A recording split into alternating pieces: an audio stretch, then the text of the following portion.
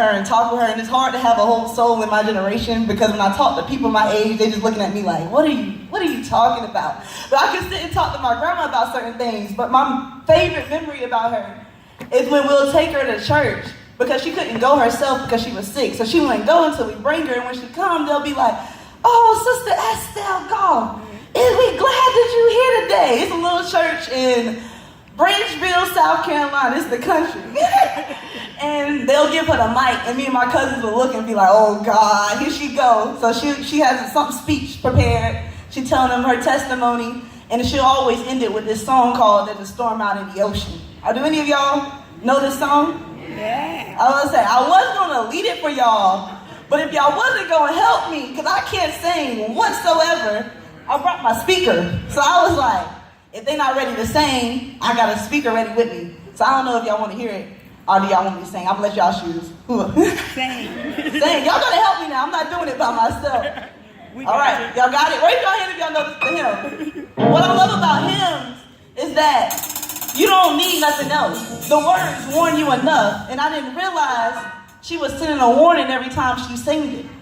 And this was a warning for me and a warning for everyone else. So I'm gonna take this message with me, but this song is gonna set me off. So y'all ready? Ready. Oh, I hear some drums behind me. I didn't know I was gonna have a band either, so we ready. We gonna clap and we gonna stomp. All right. So there's a storm out in the ocean, and it's moving this away. And if your soul lies anchored in Jesus, you will surely drift away.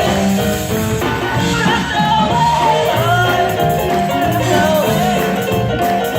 You will surely drift away. And if your soul lies anchored in Jesus, you will surely drift away.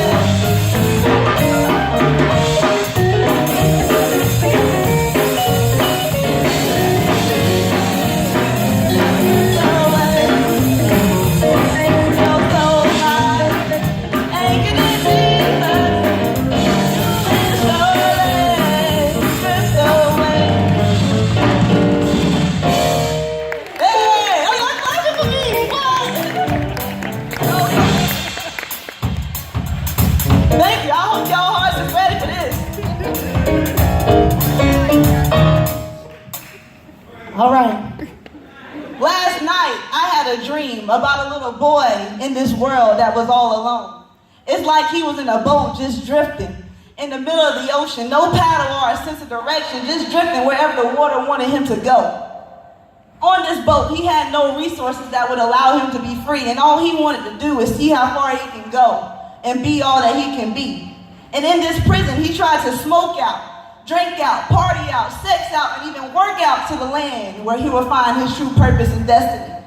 But through each door, he never found his super ability. He was told he didn't belong, so he tried his hardest to fit in. He didn't have a father to set an example, so he relied on the voice whispering his desires within. Growing from boy to man, he was afraid of commitment, yet loyal to the streets, and he only knew two things: survive and eat. Wait. I don't want to dream about this. What's wrong with me? But I have things to do tomorrow, so what do? I just drift back to sleep.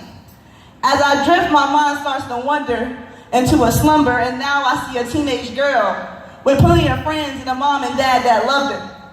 But for some reason, that still wasn't enough.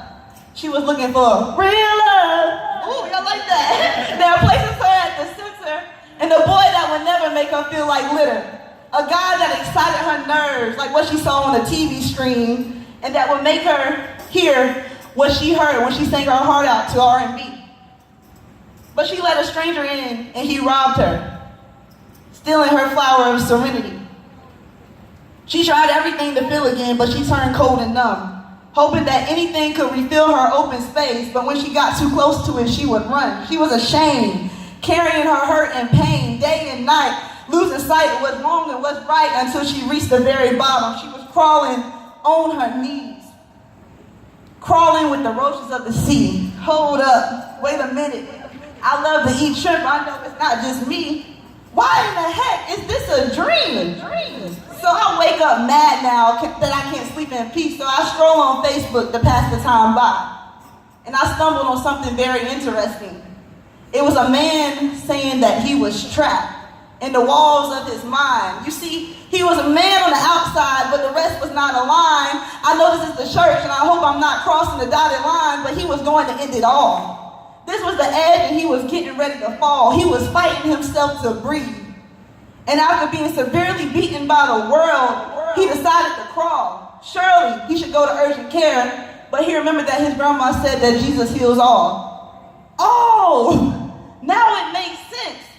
Urgent care is the building with the cross. So when he got up the courage to walk down the aisle, he was shot by the man in the front, whooping and hollering and wiping his face with a towel. Down, down, down. Drifts another soul. Stop! I can't take this no more.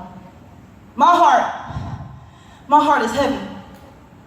You see, the church is getting richer, yet people are dying, and we, you, me, the church, the body of Christ, are the ones pulling the trigger. Like black on black crime, we are forgetting that love is greater. We are to be like Jesus, yes, and he is a fire breather, no lukewarmness, but I never read that Jesus made his people feel hopeless either. You see, this is a battle of our soul, a spiritual warfare. Open your eyes and lean not to your own understanding. What are we fighting? We are fighting ourselves. Well, technically our flesh. We are fighting for hope and to beat the test. We are fighting what says we are not worthy, because if we are children of God, we are descendants of royalty. So when the clouds are gray and the sun is hid away, Jesus has one question. In the midst of the storm, will you keep your eyes on me? But the devil is busy, and it seems like he's just under my feet. But Jesus says, fear not, you were given armor, power, love, and a sound mind. And you are with me. We hear you, God, but I still cannot see. And Jesus repeats, keep your eyes on me. It's when you look down that you start to see. You are not alone, and you can't see because you are behind me. And that's what I meant when I said take up your cross and follow me. And sometimes that can mean blindly. In the midst of the storm, you shall find peace. Don't worry, we're all going to get a seat at the table and eat and experience a heavenly night in Italy. Thank you. Yeah.